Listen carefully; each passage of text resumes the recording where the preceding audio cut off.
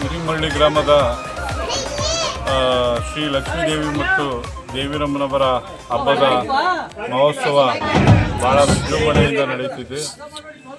ಈ ಹಬ್ಬವನ್ನು 13 ವರ್ಷಗಳ ನಂತರ ಹಿರಿಮಳ್ಳಿ ಗ್ರಾಮದಲ್ಲಿ ಆಚರಣೆ ಮಾಡಲಾಗ್ತಾ ಇದೆ. ಇದು ವಿಶೇಷವಾದಂಥ ಹಬ್ಬ. ಶ್ರೀ ಲಕ್ಷ್ಮೀದೇವಿ ಮತ್ತು ದೇವಿರಮ್ಮನವರ ಹಬ್ಬ.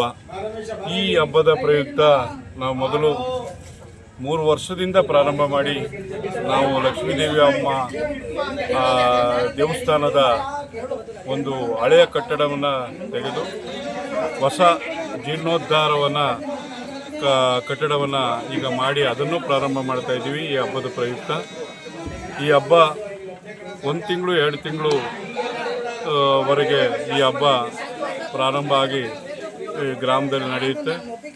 ಈ ಹಬ್ಬದ ವಿಶೇಷ ಮೊದಲಿಗೆ ಬನ್ನಂತಮ್ಮನ ಹಬ್ಬ ನಡೆಯುತ್ತೆ.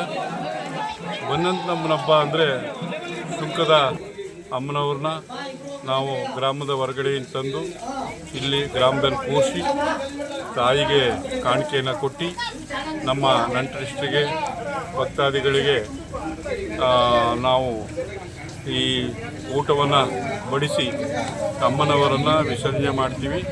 ಇದು ಮೊದಲನೇ ಹಬ್ಬ, ಬನ್ನಂತಮ್ಮನ ಹಬ್ಬ. ನಂತರ ನಂತರ ನಾವು ಗ್ರಾಮದಲ್ಲಿ ಮಾರಮ್ಮನ ಗುಡಿ ಹತ್ತಿರ ಮದನ ಪೂಜೆಯನ್ನು ಮಾಡಿ ನಾವು ರಂಗ ಕುಣಿತವನ್ನು ಪ್ರಾರಂಭ ಮಾಡ್ತೀವಿ. ರಂಗ ಕುಣಿತ ಅಂದರೆ ಇದು ಸುಮಾರು ತಿಂಗಳಾನುಗಟ್ಟಲೆ ರಂಗ ಕುಣಿತ ಮಾರಮ್ಮನ ಗುಡಿ ಹತ್ರ ನಡೆಯುತ್ತೆ.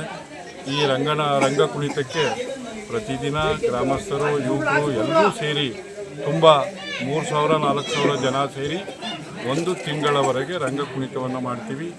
ನಂತರ ರಂಗ ಕುಣಿತದ ನಂತರ ನಾವು ಕೊನೆಯ ಹಂತವಾಗಿ ಪಂಜಿನ ಬೆಳಕನ್ನು ಮಾಡಿ ಹುಣ್ಣಿಮೆಯ ದಿವಸ ಪಂಜಿನ ಬೆಳಕನ್ನು ಮಾಡಿ ರಂಗ ಕುಣಿತವನ್ನು ನಿಲ್ಲಿಸ್ತೀವಿ.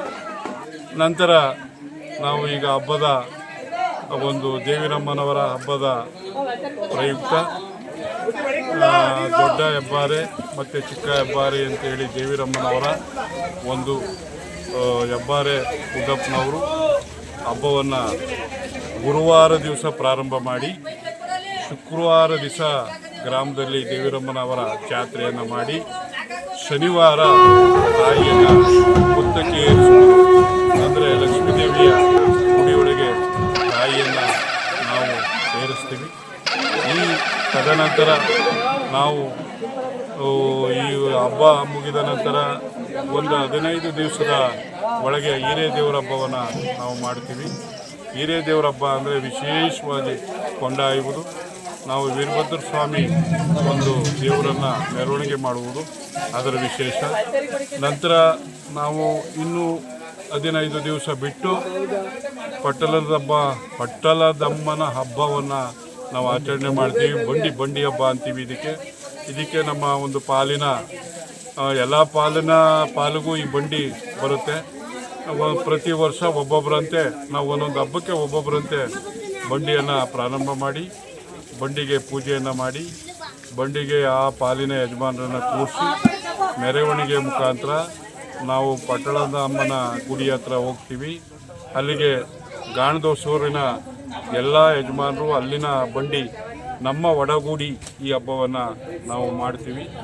ಆ ಹಬ್ಬ ಆದ ನಂತರ ನಾವು ಈ ಒಂದು ದೇವಿಗೆ ಪೂಜೆಯನ್ನು ನಮನ ಮಾಡಿ ಈ ದೇವಿರಮ್ಮನ ಹಬ್ಬದ ವಿಚಾರವನ್ನು ನಾವು ಮುಗಿಸ್ತೀವಿ. ನಾವು ಅಲ್ಲಿಗೆ ಆ ಮುಕ್ತಾಯ ಈ ಹಬ್ಬದ ವಿಚಾರವಾಗಿ ನಮಗೆ ಮುಕ್ತಾಯವಾಗುತ್ತದೆ. ಗುರುವೇ ನಿನ್ನಾಟ ಬಲ್ಲೋರ್, ಗುರುವೇ ನಿನ್ನಾಟ ಬಲ್ಲೋರ್, ಗುರುವೇ ನಿನ್ನಾಟ ಬಲ್ಲೋರ್ ಯಾರ್ಯಾರೋ, ಶಿವನೇ ನಿನ್ನಾಟ ಬಲ್ಲೋರ್ ಯಾರು